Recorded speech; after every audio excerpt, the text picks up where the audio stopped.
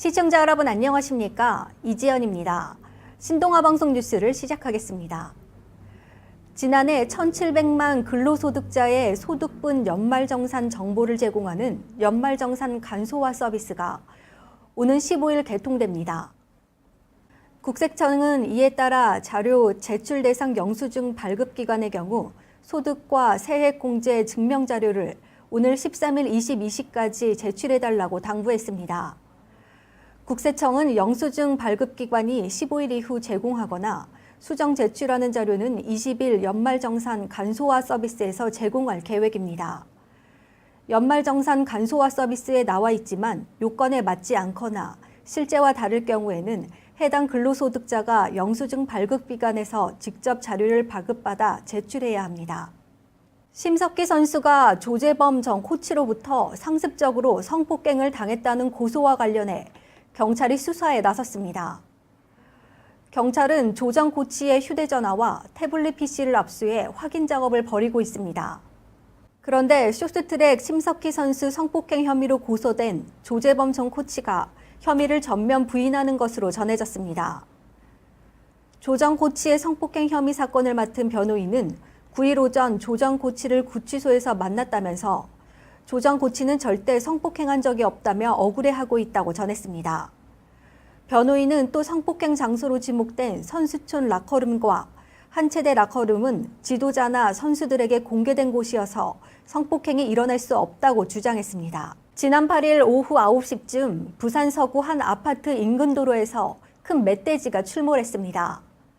길이 180cm에 몸무게 150kg에 달하는 대형 멧돼지가 아파트와 서구청 일대를 활보하자 이에 놀란 시민 신고가 19건이나 접수됐습니다.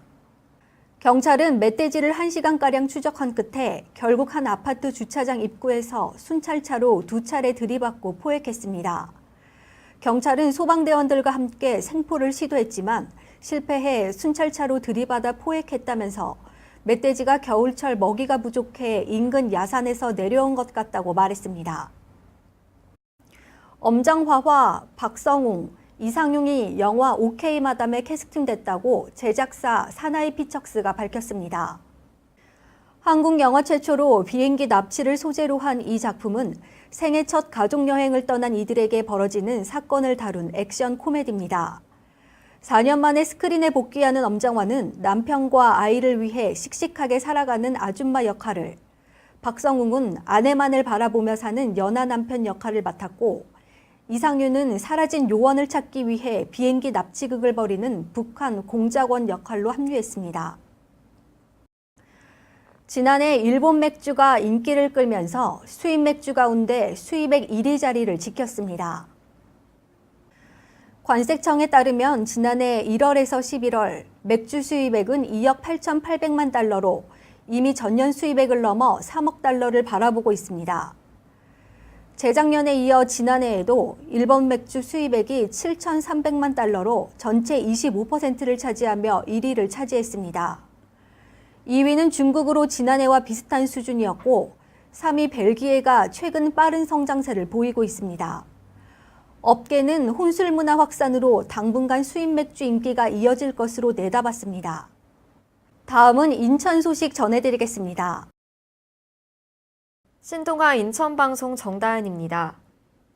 인천시는 지난 9일 인천 중구 하버파크 호텔에서 인천시민과 김영춘 해양수산부 장관을 비롯하여 한국토지주택공사, 인천항만공사 관계자 등 200여 명이 참석한 가운데 인천내항 미래비전 선포식을 개최했습니다. 어제 발표한 마스터플랜은 환황해권 해양관광 중심지 육성이라는 비전하에 원도심과 함께하는 세계적인 해양도시 구현을 목표로 5개의 추진 전략을 마련했습니다. 5개 추진 전략은 환황해권 경제중추 거점 육성, 원도심 상생 발전, 역사 문화가 살아있는 복합도심 조성, 지속가능한 스마트 정주 기반 구축, 미래 성장을 위한 혁신 기반 마련입니다. 이를 위하여 부두의 입지와 주변 여건을 고려해 해양문화지구, 복합업무지구, 열린주거지구, 혁신산업지구, 관광여가지구 등 5대 특화지구로 나누어 계획하고 기존 관광자원과 유기적으로 연계할 수 있는 해양관광, 개항장, 원도심 등 3대 축을 조성하여 공공성을 강화하는 상생발전을 도모했습니다. 이런 내용을 담은 마스터 플랜은 부두 운영 상황을 고려하고 내항 물동량 변화에 맞추어 단계적으로 추진하며 금년에는 1단계인 18부두 사업화 계획을 마무리한 다음 시민 및 관계기관과 구체적이고 다각적인 논의를 이어갈 예정입니다. 인천시 중구는 최근 논란이 된 가스보일러 사고를 타선지석으로 삼아 특별 안전점검에 나섰습니다. 이전에 발생한 유사사고 재발 방지를 위해 관내 농어촌 민박시설, 숙박업소, 가정용 가스보일러와 노인 어린이를 위한 요양원, 어린이집 등 취약계층 시설을 상대로 이달 말까지 특별 안전점검을 실시한다고 9일 밝혔습니다. 보일러 배기통 설치 상태, 연결 부위 가스 누출 여부 등 가스보일러 집중 점검을 통해 일산화 중독가스 사고를 사전에 예방하기 위해서입니다. 특히 이번 점검에서 부적합 사항 시설이 발견될 경우 즉각 현장에서 개선 조치하고 관련 법률 위반 사항에 대해서는 행정 조치하기로 했습니다. 아울러 군은 가스안전 의식 제고를 위한 주민 홍보를 강화하고 사고 발생 시 신속한 상황 보고와 대응체계 구축 등을 중점에 둘 예정입니다. 홍인성 구청장은 이번 점검을 통해 사고 없는 안전한 중구 건설을 위해 최선을 다하겠다고 말했습니다. 지난해 인천국제공항을 이용한 여객 수가 6,800만 명을 넘어서며 사상 최대 실적을 기록했습니다. 운항 획수와 환승객 수도 2001년 개항 이후 역대 최대치를 달성했습니다. 인천국제공항공사는 지난해 인천공항을 이용한 항공 여객이 전년 대비 10% 증가한 6,825만 9,763명으로 집계됐다고 밝혔습니다. 특히 국제 여객 수의 경우 6,767만 6,147명을 기록해 처음으로 세계 5위에 오를 것이 확실시 됐는데요. 2017년 순위는 7위였습니다. 이 같은 인천공항의 실적 확대는 저비용 항공사의 영향이 컸습니다. 인천공항공사에 따르면 LCC 여객기 운항 횟수는 전년 대비 18.6% 증가한 11만 5,546회, 여객수는 20% 증가한 1,075만 9,318명으로 사상 최초로 운항 횟수 10만 회, 여객수 2천만 명을 돌파했습니다. LCC의 운항여객 점유율은 각각 33.5%, 30.7%에 이르렀습니다. 농촌진흥청은 미국 위스콘신 대학과의 공동 연구를 통해 메주에서 곰팡이 독소 아플라톡신의 생성을 강하게 억제하는 곰팡이를 분리하는 데 성공했다고 8일 밝혔습니다. 아플라톡신은 보리와 밀, 옥수수 땅콩, 고추, 참깨, 콩 등 다양한 곡물에서 발생하는 아스페르길루스 플라부스라는 곰팡이에서 생성되는 곰팡이 독소를 뜻합니다. 이번에 분리한 토종 황국균 KACC 93,295균주는 아플라톡신의 생성을 억제하고 이 독소를 만드는 아스페르길루스 플라부스의 생장도 막은 것으로 나타났습니다. 분리한 균주를 아플라톡신을 만드는 아스페르길루스 플라부스와 섞어 배양한 결과 아플라톡신이 추가로 만들어지지 않았습니다. 기존의 아플라톡신 양은 줄었으며 이 곰팡이를 걸러낸 액체도 같은 효과를 보였습니다. 농촌진흥청은 이번 연구 결과를 국제학술지인 사이언티픽 리포츠에 실어 학술적으로 인정받았으며 특허 출원을 마쳤습니다. 농촌진흥청은 2018년 가축인공수정사 시험에 143명이 최종 합격했다고 발표했습니다. 가축인공수정사는 가축의 인공수정과 생식기 관련 질병 예방, 품종 개량 등의 업무를 맡은 전문 인력입니다. 가축인공수정사 또는 축산산업기사 이상의 자격을 취득해 활동할 수도 있습니다. 지난해 광역자치단체에서 농촌진흥청으로 주관기관이 바뀐 뒤 처음 치른 이번 시험에서는 810명이 원서 제출했습니다. 이 중 필기시험에는 612명이 응시해 205명이 합격했으며 합격자 중 202명이 실기시험을 치렀습니다. 그 결과 필기와 실기를 더해 전체 평균이 60점 이상인 143명이 최종 합격했습니다. 최종 합격자는 농촌진흥청 누리집이나 국립축산과학원 누리집에서 확인할 수 있습니다. 합격자는 면허 신청서와 합격증, 건강진단서 등을 갖춰 주소지 담당 시청이나 도청에 면허증을 신청해 발급받으면 됩니다. 이어서 자세한 울산 소식 전해드리겠습니다. 신동아 울산방송 최민서입니다. 울산시 민생사범경찰관은 31일까지 관내 청소년 유해 환경 업소 밀집 지역에 대해 점검 단속을 실시한다고 밝혔습니다. 단속 내용은 청소년 대상 유해 약물 판매 행위, 청소년 출입 고용 금지 위반 행위, 청소년 유해업소 표시 의무 위반, 청소년 대상 불법 전단지 배포 게시 행위 등입니다. 울산시는 점검 결과 위반 사항 적발 시에는 사안에 따라 벌금 또는 과징금 부과 등 강력한 조치를 하고 경미한 사항은 계도 차원에서 시정 조치할 계획입니다. 노재은 민생사법경찰과장은 겨울방학을 맞아 청소년들이 일시적인 해방감에서 무심코 유해 환경에 노출되는 경우가 많다며 청소년을 각종 유해 환경으로부터 보호하고 건강하게 성장할 수 있도록 단속을 실시해 나갈 계획이라고 말했습니다. 울산시는 올해부터 오는 2022년까지 오염된 해양 환경 개선을 위해 외양강 하류에서 온산항 해역까지 국내 최초 중금속 대상 연안오염 총량관리제를 시행한다고 밝혔습니다. 연안오염 총량관리제는 해역의 목표 수질 및 퇴적물 농도 유지를 위해 해역으로 유입하는 오염물질의 허용 부하량을 산정하여 관리하는 제도이며 중금속 대상은 울산 연안이 최초로 시행됩니다. 현재 전국 5개 특별관리 해역 중 마산만, 시화호, 부산 연안은 유기물 대상 시행 중입니다.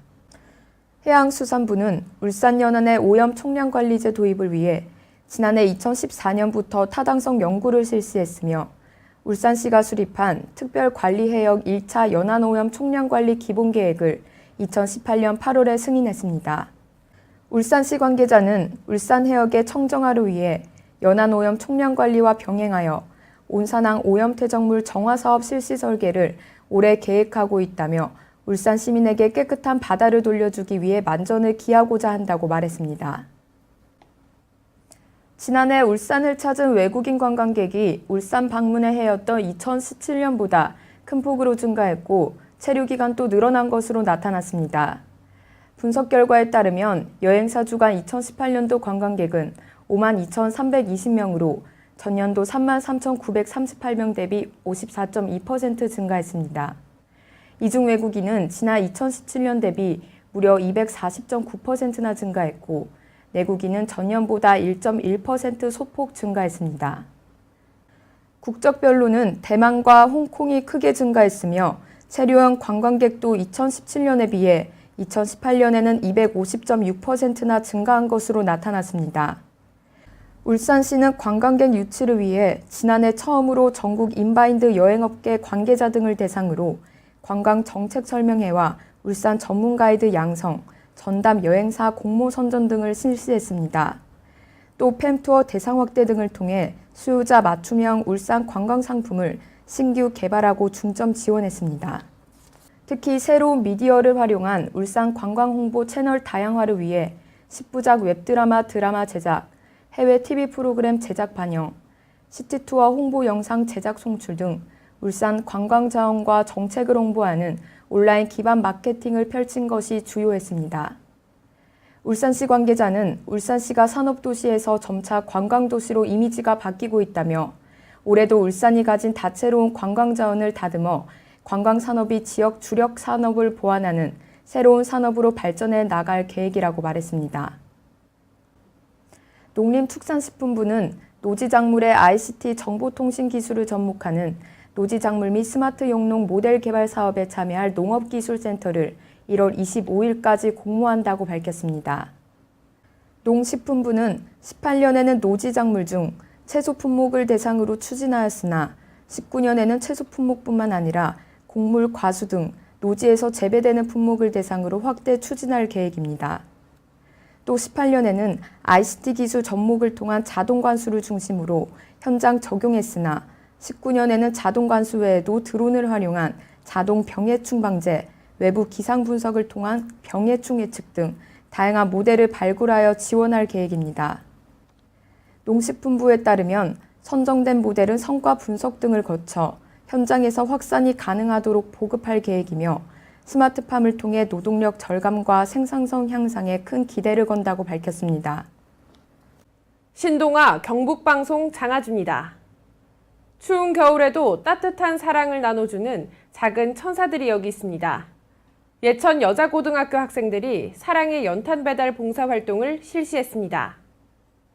경상북도 교육청에서 선정한 2018학년도 동아리 우수교에 선정돼 받은 80만 원 상금을 학생들은 예천군에 거주하는 어려운 두 가정을 선정해 연탄을 나눠주는 봉사활동을 실시했습니다.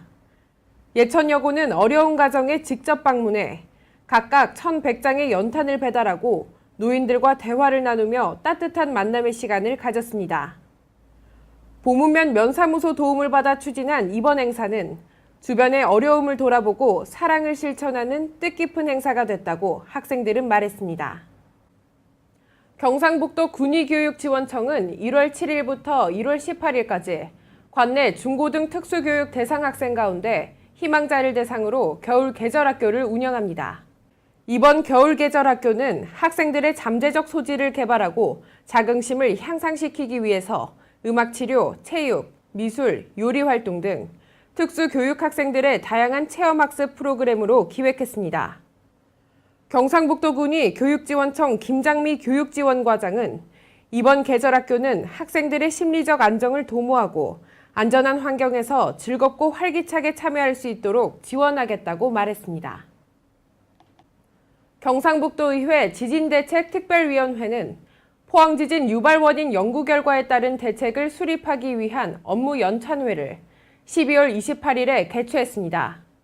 경상북도 지진대책특별위원회 279 위원장은 연찬회는 각 분야 전문가들의 연구 결과 발표와 토론회 장을 마련했다며 향후 정책 수립을 위한 의미 있는 자리가 되길 바란다고 밝혔습니다. 279 위원장은 이어 지속적인 연구 활동을 통해 향후 정책 수립의 방향을 설정하고 안전한 지진 방제 정책 개발에 최선을 다하겠다고 덧붙였습니다. 박선호 국토교통부 제1차관은 의왕시 소재 공동주택 건설 현장을 찾아 추락 대비 현장의 조치 상황을 점검했습니다.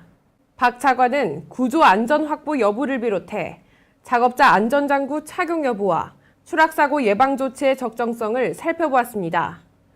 이 자리에서 박 차관은 추락 가능성이 큰 높은 장소에서의 작업이나 고위험 공사에 대한 안전관리를 집중적으로 실시해 효과적으로 사망사고를 줄여나갈 계획이라면서 동절기 안전관리에 만전을 기해달라고 강조했습니다.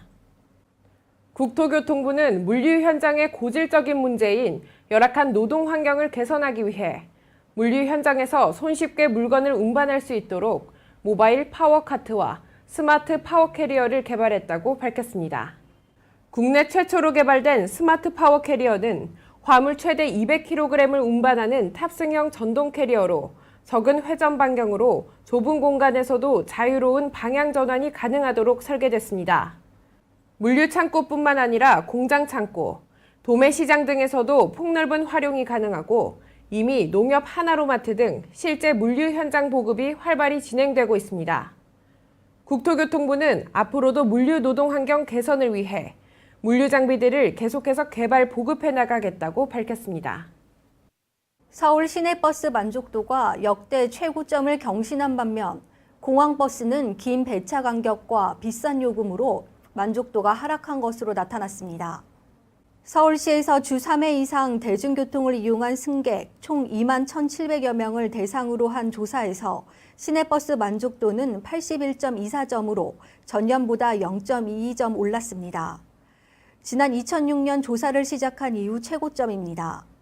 반면 공항버스는 85.19점으로 전년보다 0.14점 떨어지면 4년 연속 하락세를 이어갔습니다. 딸을 학대해 숨지게 한 혐의로 30대 여성이 경찰에 긴급 체포됐습니다. 경기 의정부경찰서는 아동학대치사 혐의로 A씨를 조사 중입니다. A씨는 지난 1일 자신의 집에서 딸인 4살 B양을 학대해 숨지게 한 혐의를 받고 있습니다. A씨는 경찰 조사에서 B양이 1일 새벽에 바지에 소변을 봤다며 깨우자 화가 나 화장실에서 벌을 받도록 했다고 진술한 것으로 알려졌습니다. 경찰은 B양에게서 다른 외상도 발견돼 국립과학수사연구원에 부검을 의뢰했으며 정확한 사망 원인을 파악 중이라고 밝혔습니다. 기부천사 붕어빵 아저씨로 불리는 전북 익산 김남수 씨가 어려운 이웃을 위해 7년째 성금을 기탁했습니다. 익산시에 따르면 김 씨는 지난달 31일 시청을 찾아 저소득 지원 성금 365만 원을 기탁했습니다. 붕어빵과 계란빵 등을 판매하는 김 씨는 매일 1만 원씩을 모아 2012년부터 성금을 내놓고 있습니다. 지난해 4월에는 남북 정상회담 성공을 기원하며 100만 원을 기부하기도 했습니다. 2019 제주 허브동산 별빛놀이 축제가 2019년 1월 1일부터 2019년 12월 31일까지 제주특별자치도 서귀포시 표선면 도노름로 170에서 개최됩니다. 제주 허브동산은 2006년 개관한 제주도 내 허브 일종 식물원입니다. 2만 6천 평의 대단지 농원에 150여 종의 허브, 각양각색의 정원 등이 있습니다. 다양한 형태의 테마공원뿐만 아니라 산책로, 허브숍, 보타니카 카페, 황금 조격 체험 시설, 귀신의 숲 등이 갖춰져 있어 연인들의 데이트 코스 및 가족 나들이 공간으로도 사랑을 받고 있습니다. 2016년 약 500만 개 이상의 조명과 3D 매핑을 기반으로 한 멀티미디어 쇼, 미디어 파사드 공연으로 새롭게 단장한 이후부터는 야간 명소 관광지로도 자리매김했습니다. 운영 시간은 오전 9시부터 오후 10시까지이며 미디어 파사드 공연은 7시, 8시 2회 진행됩니다. 눈과 얼음이 있어 겨울이면 더욱 빛이 나는 고장 강원도 화천에는 겨울의 진미가 있습니다. 온 가족이 함께 최고의 겨울을 보낼 수 있는 진미는 바로 다름 아닌 얼음나라 화천 산천어 축제입니다. 2003년 1회를 시작으로 수많은 관광객들의 사랑으로 더욱 풍성하고 즐겁게 만들어지는 산천어 축제는 매년 100만 명 정도가 참가하는 규모로 개최되며 매년 더욱 짜릿하고 즐거운 축제로 거듭나고 있습니다. 빙판 위에서 즐기는 산천어 얼음 낚시, 눈과 얼음 위에서 신나게 뛰고 달려보는 눈썰매와 봅슬레이, 각양각색의 체험과 볼거리를 준비해 많은 관광객들에게 호평을 받았습니다. 산천어 얼음 낚시를 위한 12,000개의 얼음 구멍이 있는 화천천은 수심 2m 정도의 맑은 강이기 때문에 얼음 밑을 들여다보면 강바닥에서 유영하는 산천어를 쉽게 확인할 수 있습니다. 축제 기간 중에는 매일 1~2톤가량의 싱싱한 산천어를 화천천에 넣기 때문에 약간의 운과 실력만 있다면 누구나 다 한두 마리씩은 건질 수 있습니다. 태국뿐만 아니라 낚시 경험이 없는 어린이나 아가씨들도 산천어 얼음 낚시에 매혹되는 이유입니다. 이상으로 뉴스를 마치겠습니다. 시청해주신 여러분 고맙습니다.